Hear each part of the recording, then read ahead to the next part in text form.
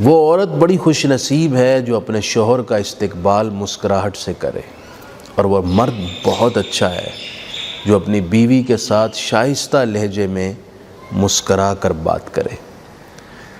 مسکراہٹ دراصل مصالحت اور باہمی محبت کی علامت اور نشانی ہے۔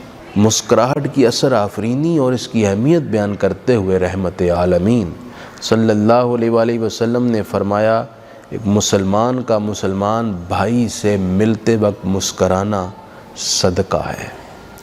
بہت سارے ریلیشنز ٹوٹتے واقعات سنے ہیں، اور ان کی وجوہات پر جب غور کیا گیا تو چھوٹی چھوٹی باتیں ہیں، ظرف کم ہیں، ان باتوں کو ہضم نہیں کیا، جذبات بڑھ کے غصہ طوفان لایا اور نتیجے میں گھر ٹوٹ گیا۔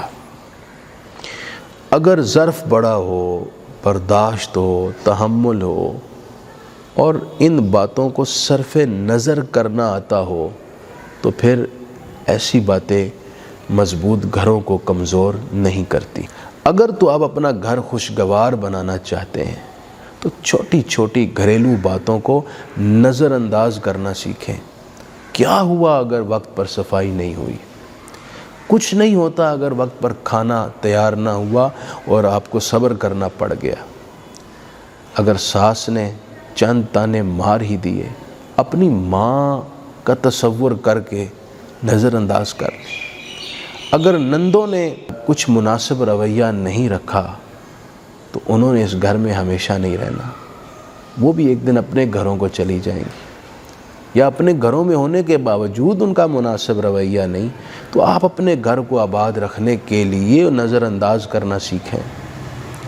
مہمان زیادہ آتے ہیں، کھانا بنانا پڑتا ہے، تو اپنے گھر کی خوشی کو قائم رکھنے کے لیے، اپنے گھر کی عزت کو سدا بہار رکھنے کے لیے آپ یہ بھی قربانی دے دیجیے۔ جو عورتیں اور جو مرد صرف نظر کرنا سیکھ جائیں، برداشت کرنا ان کو آتا ہو، ان کا گھر سدا خوشیوں سے آباد رہتا ہے۔ کیسے خوبصورت لوگ تھے حضرت امام احمد بن حنبل جیسے۔ بیوی کا انتقال ہوا، امام احمد بن حنبل فرمانے لگے کہ یہ وہ عورت ہے کہ 40 سال میرے ساتھ رہیں لیکن ایک مرتبہ بھی ہمارا آپس میں جھگڑا نہیں ہوا۔ وجہ کیا ہوتی؟ امام احمد بن حنبل ان کو صرف نظر کرتے اور وہ امام احمد بن حنبل کی بات برداشت کرتی۔ اگر شوہر سے بیوی ناراض ہے تو وہ برداشت کرے، وہ غصے میں کچھ کہہ رہی ہے اور بہت کچھ کہہ رہی ہے تو بے پرواہی برت کر ٹال دیں، ادھر ادھر نکل جائیں۔ یوں ہی اگر شوہر ناراض اور غصے میں ہے تو بیوی کا فرض بنتا ہے وہ ٹال دے۔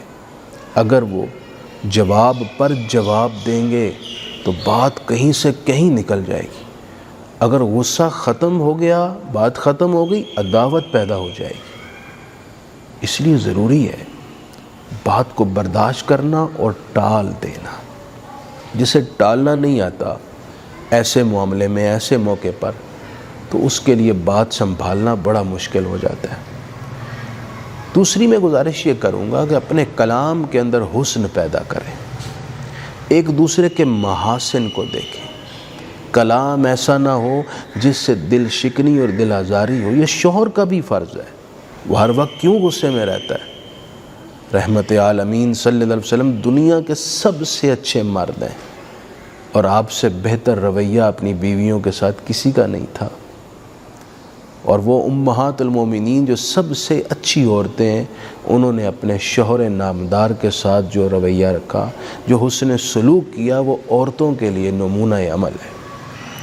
اپنے کلام میں شائستگی اور نرمی لائیں، دل آزاری والی باتیں نہ کریں، ایک دوسرے کے محاسن اور فضائل پر نظر رکھیں، غلطیوں کو مت گنیں۔ کوئی ایسا نہیں ہے جو غلطیوں کا مجموعہ نہ ہو، کوئی ایسا نہیں ہے جس کے فضائل کا گھوڑا کبھی لڑکھڑایا نہ ہو، جس کے محاسن کی تلوار کبھی کند نہ ہوئی ہو۔ جو برداشت کرے گا، جو اچھائیوں کو دیکھے گا، اس کی نظر کا حسن اس کے گھر کی رونق کو قائم رکھے گا۔ میں تو ہمیشہ ایک بات کہتا ہوں، ہر جگہ ہر سپیچ میں جب کبھی شادیوں کے موقع پر خصوصاً کرنے کا موقع ملے کہ بہترین اور خوشگوار زندگی کا تعلق ہے آپ کی برداشت کے ساتھ. جتنا برداشت زیادہ ہے، صرف نظر زیادہ ہے، اتنا ہی گھر کے اندر خوشگوار تعلق زیادہ ہے.